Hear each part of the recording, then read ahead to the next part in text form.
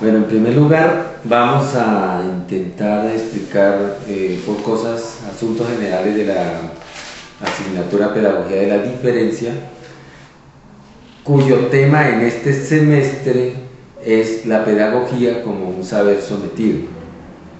El concepto de saber sometido nos lleva a plantear una pedagogía de otro modo. Nos lleva a pensar que la pedagogía, si se ha pensado casi siempre como un saber instrumental, como un saber que consiste en transmitir enseñanza, hoy queremos buscarle unos elementos de tipo epistemológico, cultural, desde otros lugares, desde las luchas de los maestros, sobre todo, desde la lucha de los maestros colombianos, para pensar la pedagogía.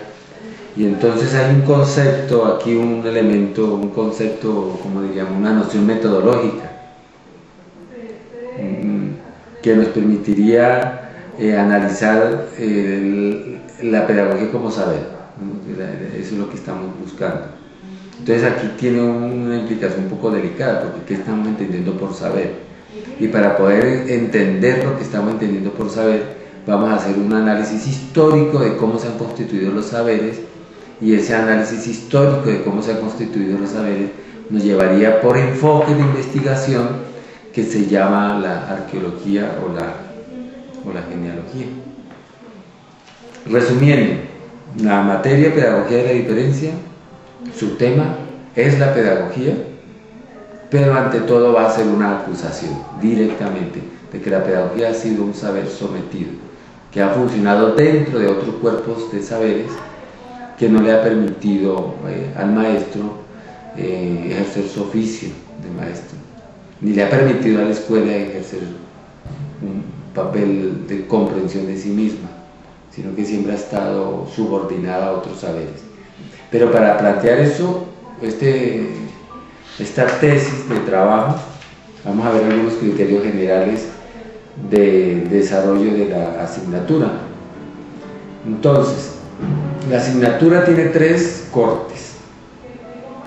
Cada corte tiene 3 trabajos para entregar, que son 3 evaluaciones tipo cerrada, que vamos a explicar ahora brevemente. Entonces, algo que le preocupa mucho a los estudiantes es cómo me van a evaluar. Pero vamos a evaluar, a ver, primer corte, una evaluación escrita que se manda por correo, el segundo corte, otra evaluación escrita que se manda por correo, una especie de cuestionario que se manda por correo, yo creo que es más la palabra, y el tercer corte es un cuestionario que se manda por correo. Ese cuestionario va a tener 15 preguntas cerradas y una pregunta abierta que va a valer 5 puntos, o sea que quiere decir que cada una de las evaluaciones va a tener un ítem de 20 puntos, ¿sí? Ya. Bueno, cada corte vale 25%, o sea que hace 75, y va a haber un 25 que tiene que ver con la participación en una actividad académica designada por el profesor. En este caso, la cátedra abierta es la actividad académica que vamos a sugerir, que se trata de unas charlas sobre las investigaciones del grupo Historia de la Práctica Pedagógica, y que en esa charla estos autores nos van a contar a nosotros cosas sobre los avances del concepto de historia de escuela. Bueno, ¿qué más? Entonces aquí la guía dice que la guía está dividida por semanas, porque en la Universidad Javeriana pues hay unas semanas de estudio muy específicas, no solamente para la carrera nuestra de licenciatura, para todas las carreras hay unas semanas de trabajo.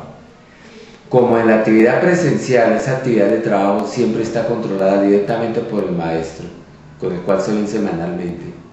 en la actividad a distancia no se ven con el maestro semanalmente. Entonces la guía ayuda a organizar semanalmente el trabajo, para que el estudiante no deje para la última semana su preparación de la evaluación final, para que no haya sorpresas. Entonces, como la guía ha distribuido semanalmente el trabajo por semanas, y en cada semana hay una actividad que tiene que ver con escribir un poco lo que está leyendo, y eso es muy bueno, porque la escritura ejerce un papel discriminatorio de control de uno mismo sobre las comprensiones que está teniendo. Es la mejor conciencia de uno de que está entendiendo, es cuando uno puede escribir lo que está leyendo. Si uno no puede escribir lo que está leyendo, es que tiene problemas para entender. Entonces vamos a hacer unos trabajos. Aquí se les sugiere que escriba 200 palabras. 200 palabras hacen una página, una paginita, casi la mitad de una página de estas, ¿no? Escribe un poco, la va ajustando, y el día de la tutoría puede leerla o puede compararla con lo que se está planteando. O sea, le sirve de elementos de juicio sobre su aprendizaje. Esa hojita, esos 200 palabras no se evalúan, o sea, no se evalúa, no se califica, no tienen un porcentaje, porque forma parte de su disciplina, de su estudio. Y por eso pues no es necesario que la manden por correo, es necesario que la utilicen el día de la tutoría, y si la leen mejor. Bueno, porque los criterios de evaluación son tres momentos de evaluación que corresponden a los 3 cortes, y una participación en una actividad académica sugerida como aparece en la guía. ¿En qué momento envían el informe sobre la actividad académica sugerida? Tienen plazo para enviarla en el último corte. En el último corte del semestre envían el informe. Y ya está. No tienen que enviarlo al primer corte, ni al segundo, ni al tercero. Cuando envíen el tercer corte, envían el informe, ¿sí?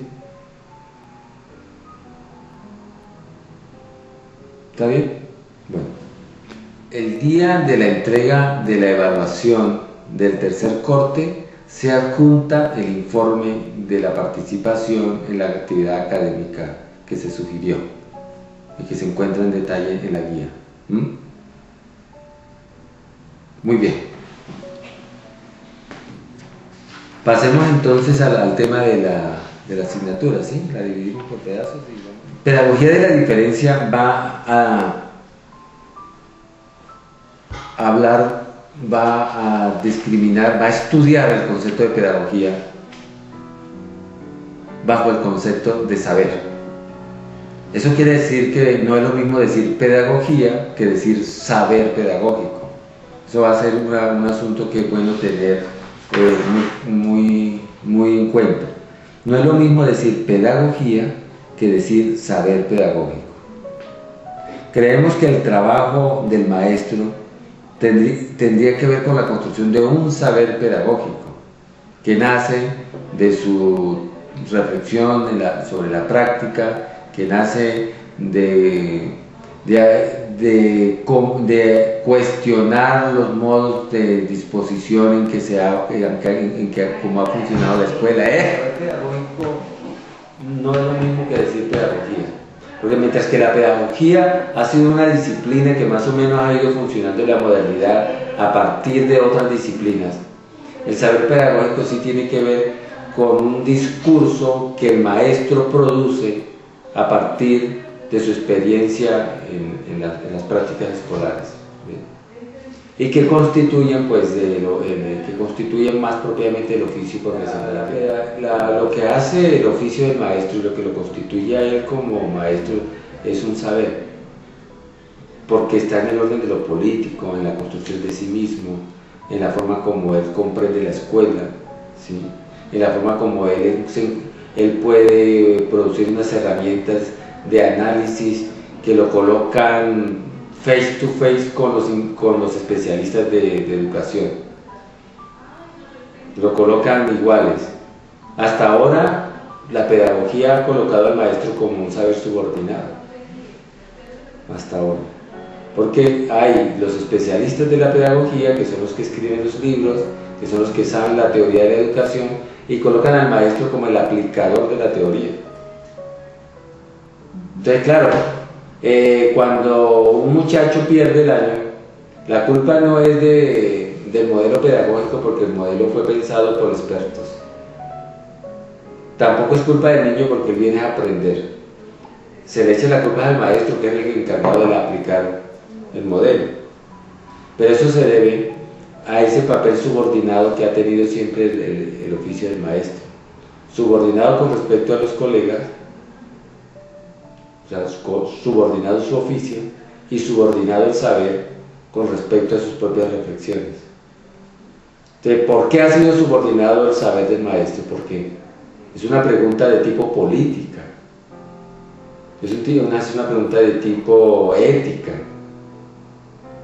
no es una pregunta de tipo epistemológica, porque una pregunta de tipo epistemológica sería ¿por qué es más ciencia el saber de los especialistas que el saber del maestro? Esa sería una pregunta epistemológica. Y resulta que no es más ciencia el saber que se encuentra en una editorial que el saber que produce el maestro. La pregunta es de tipo ética y política: ¿por qué se ha considerado menos el saber del maestro? Y su oficio también, culturalmente subordinado. Esa es la pregunta, ¿por qué? Y entonces, comprender que hay un saber que produce el maestro es el objetivo de la pedagogía de la diferencia. ¿Qué consecuencias tiene esta reflexión? Que cambia rotundamente, por ejemplo, la forma de hacer investigación educativa. Y va a tener un papel bien importante en el concepto de investigación educativa. ¿Qué significa investigar la escuela? Aplicar herramientas de análisis de tipo empírico-analíticas, estadística, porque creemos que esa es la mejor forma de investigar la escuela, o cultivar la capacidad de la experiencia pedagógica que surge de la relación pedagógica y que por tanto produce un saber. Pues cambia rotundamente el concepto de investigación, porque hoy la investigación está en manos de los altos cuadros técnicos de la burocracia. La gente no investiga porque le importa la educación, porque le importa ascender, porque le importa tener un alto cargo en alguna parte, porque le importa mostrarse investigador. Hoy hay una perversa división entre investigadores y maestros. Hay maestros que dan clase y maestros que investigan, que sigue siendo uno de los aspectos perversos de la subordinación del oficio del maestro. Porque la investigación deja de ser mirado como el suelo en el cual se nutre todo acto de enseñanza y la investigación se vuelve más bien un espacio propio de especialistas que deben tener ciertas capacidades de tipo técnicas, estadísticas, matemáticas, para poder acceder a la validez de la investigación. Bueno, hagamos un pequeño resumen de lo que queremos decir. La materia pedagogía de la diferencia sí se interesa por el saber pedagógico del maestro, quiere reivindicarlo, quiere entenderlo, quiere describirlo, pero para pasar ahí, ante todo, se hace primero una pregunta: ¿por qué la pedagogía es un saber sometido? Esa es la pregunta. Recurrimos a las investigaciones que han hecho el grupo Historia de la Práctica Pedagógica, un grupo que viene de hace 30 años en Colombia y que ha aportado unas herramientas de análisis a partir de los usos de la genealogía y de la arqueología como herramientas de análisis y de investigación. Y estos autores hace 30 años vienen haciendo un trabajo de tipo investigativo, de tipo editorial, que nosotros aquí hemos recogido en la guía. Entonces, por ejemplo, en el primer corte vamos a trabajar un texto de Carlos Ernesto Noguera, profesor de la pedagógica, uno de los fundadores del grupo Historia de la Práctica, y con ese texto vamos a, en primer lugar, a discriminar qué estamos entendiendo la pedagogía como saber sometido. ¿Qué queremos decir con eso? Y segundo, vamos a intentar entender el grupo y al mismo tiempo abordar de una manera muy general qué es eso de arqueología y qué es eso de genealogía. Unas como lo que se intenta con ese escrito. O sea, con el escrito de Noguera, en primer lugar, vamos a intentar resolver la pregunta: ¿qué entendemos por saber sometido? Segundo, ¿por qué usamos a Foucault para desenmascarar la pedagogía como saber sometido? Y tercero, ¿qué aporta la genealogía y la arqueología en la comprensión del saber pedagógico del maestro? Esas son como las tres cosas que si quedan claras en el ejercicio del primer corte es suficiente, es muy suficiente. Bueno, el texto de Noguera, que está en un libro, Foucault, la pedagogía y la educación, pensar de otro modo, editorial Magisterio,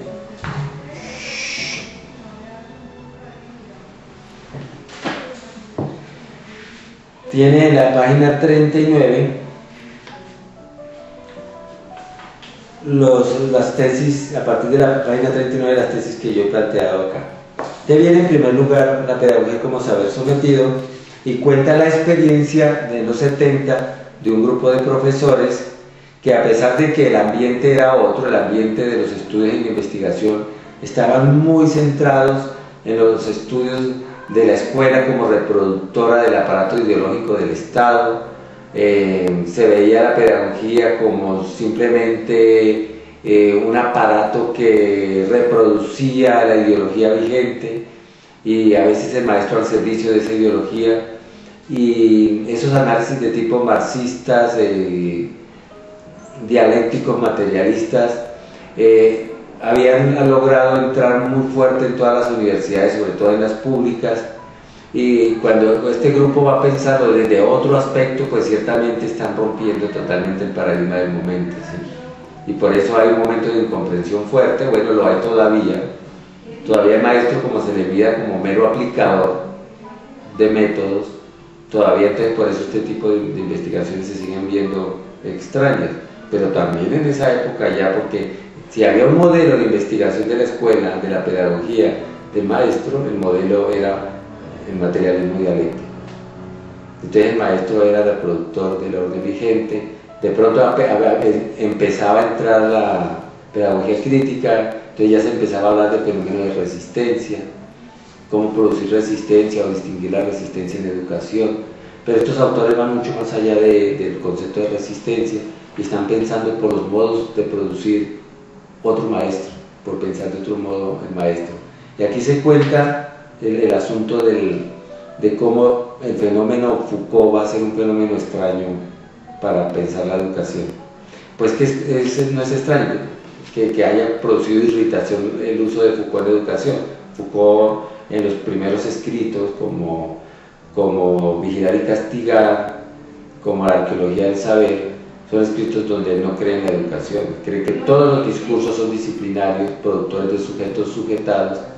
La educación forma parte de ser parte del discurso de la producción del sujeto sujetado, pero los maestros colombianos creen que ese análisis precisamente nos permitiría entender por qué la educación es un discurso que produce sujetos sujetados y cómo, ahí viene el quiebre que ellos les hacen, cómo podríamos pensar entonces de otro modo la educación, la escuela, el maestro, donde los sujetos no sean sujetos sujetados, sino que sean sujetos con prácticas de sí, con creaciones de sí, que sean capaces de construirse a sí mismos de otra manera, ¿sí? Y que la escuela sea al servicio de esas producciones de sí. Un punto que se llama el carácter local de la crítica. El autor, Carlos Ernesto Noguera, muestra la forma como estábamos en la época en que los saberes que habían sido sometidos por la modernidad, por las prácticas modernas de saber técnico, en donde lo único que era verdaderamente saber era aquello que era producido por la ciencia técnica, por la matemática, empieza a existir una insurrección de esos saberes que habían estado sometidos, escondidos, no explícitos, no dichos, empiezan las luchas de mujeres, empiezan las luchas juveniles, y la lucha de los maestros se va a inscribir en este tipo de luchas, así como empiezan las luchas de los jóvenes a decir nosotros también tenemos un saber de joven que expresar en el rock, en el arte, así como empiezan las luchas de mujeres que dicen que ellas tienen un destino en la sociedad distintas a la procreación, al matrimonio, que también tienen un destino un poco más productivo en la sociedad. Asimismo, la pedagogía empieza a decir nosotros también hemos sido un saber sometido que vamos a entrar dentro de la insurrección de esos saberes sometidos y que escapa a una mirada meramente técnica y científica de la educación, de los saberes. Bueno, ese análisis lo hace también en el texto La pedagogía en Colombia, un saber sometido, hace la historia del grupo, que es bien interesante, y en la página 47 el autor muestra la opción por Foucault, un asunto histórico y estratégico. Entonces explica, justifica, esa palabra que nos gusta a todos, porque justifica por qué hay una opción en los usos de Foucault. Y es que Foucault es el primero que elabora herramientas de análisis para poder entender cómo es que ciertos saberes se convirtieron en saberes sometidos frente a otros saberes. Entonces, claro, este grupo dice, es un momento, Foucault nos viene bien, porque si Foucault elaboró una herramienta de análisis para desenmascarar los saberes que se volvieron sometidos, y sobre todo para desenmascarar las estrategias, como un saber somete a otro saber, nos sirve también en pedagogía. Y la primera acusación para ellos es la siguiente: se podría decir que una tesis es que la pedagogía ha sido un saber autónomo. Nació como saber autónomo, es decir, con sus propios conceptos, con sus propios objetos de investigación, pero siguió funcionando al interior de otros saberes. Se puso al servicio de otros saberes y perdió totalmente su capacidad formativa. Entonces se puso al servicio de los otros saberes que se consideraban superiores. Entonces la pedagogía se puso al servicio de la economía, la pedagogía se puso al servicio del derecho, la pedagogía se puso al servicio de la medicina. Hoy día la pedagogía está al servicio de la empresa. Y entonces todos los lenguajes fue a decirle al pedagogo, al maestro, lo que tenía que hacer. Y hoy día también se le dice al maestro lo que tiene que hacer. Hoy tiene que volver a formar emprendedores, hoy tiene que formar hombres competentes, hoy tiene que formar hombres exitosos, pero el discurso pedagógico no aparece por ninguna parte, que tendría que ver con prácticas de felicidad, con prácticas de creación de sí, con prácticas de solidaridad, que es el discurso propio de la pedagogía. Pero uno no desenmascara las estrategias de dominación del saber maestro si no utiliza una serie de herramientas. Entonces, ¿por qué se usa Foucault? Porque Foucault es el primero que desenmascara a través de una serie de herramientas las formas como unos saberes dominan a otros. Punto. ¿Sí? Entonces, por eso ellos dicen, lo vamos a usar. La primera, la que puede considerar la que tiene la idea y la que lanza el movimiento, es Olga Lucía Zuluaga, una profesora de la Universidad de Antioquia, que es la que prácticamente la madre y la fundadora, junto con Alberto Echeverri. ¿Cuáles son las herramientas que usa Foucault para desenmascarar las estrategias y los modos como un saber somete a otro? Pues él habló de dos herramientas, la arqueología y la genealogía, ¿sí? Son dos herramientas. Dese cuenta que él aquí no hace investigación educativa desde la investigación hacia participación, ni estudios de caso, ni entrevistas, ese no es el estilo que él está proponiendo. Y no quiere decir que eso no sea importante. Sí está bien, está muy bien que hagamos investigación-acción, estudios de caso, trabajo etnográfico, todo eso son elementos importantes. Pero él cree que estas dos herramientas sí lo llevan por el campo de los saberes, sobre todo la arqueología lo lleva por el campo de los saberes, y la genealogía lo lleva por el campo de los poderes y de los sujetos. O sea, la arqueología se centrará en análisis de saberes, ante todo, y la genealogía se centrará en análisis de los modos de producción de sujetos y de los tipos de poder que producen esos sujetos. ¿Sí? ¿Por qué? ¿De dónde tomó la arqueología? Bueno, la época en que estaba trabajando Foucault en Francia, estaba muy de moda el tema de arqueología, que era la nueva ciencia que estaba surgiendo. Entonces, esa ciencia se va a usar para la economía, para la antropología, para los estudios de las ciencias humanas, desentrañar todos los sedimentos discursivos que llevaron a la producción y a la constitución de un determinado saber. Y la genealogía es un recurso que se toma de Nietzsche, porque para Nietzsche los valores y por lo tanto la producción de sujeto a través de valores ha estado enmascarado en prácticas de dominación. Entonces, desenmascarar las prácticas de dominación, ¿sí? Le permitía a Nietzsche desenmascarar morales de esclavos. Las morales se volvieron morales de esclavos porque se volvieron prácticas de dominación. Eso le permitió a Foucault también descubrir cómo los sujetos son producidos como sujetos sujetados a través de el recurso a ciertos lenguajes de dominación, a ciertos valores, a ciertas estrategias que terminan más bien produciendo ese sujeto que es el sujeto de la sujeción. No es casualidad que cuando uno dice el sujeto se está refiriendo precisamente a eso, que está sujetado, ¿sí?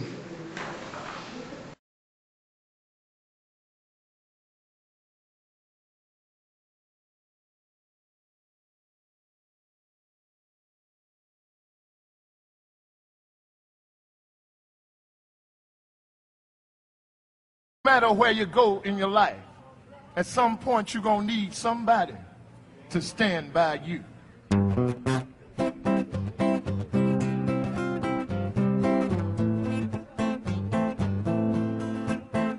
Oh yeah, oh my darling, stand by me. No matter who you are, no matter where you go in life, you gonna need somebody to stand by you. No matter how much money you got, all the friends you got, you gonna need somebody to stand by you.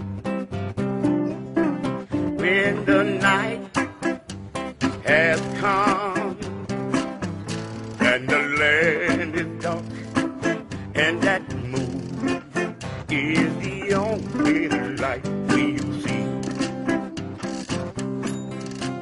No, I won't be afraid. No, I won't shed one tear. Just as long as your people come and stand by me. Darling, stand by me. Oh, stand by me. Oh, stand by me. Come on, stand by me. Yeah.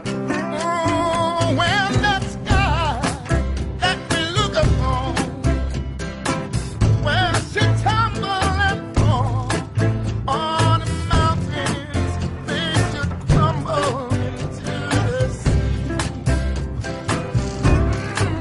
I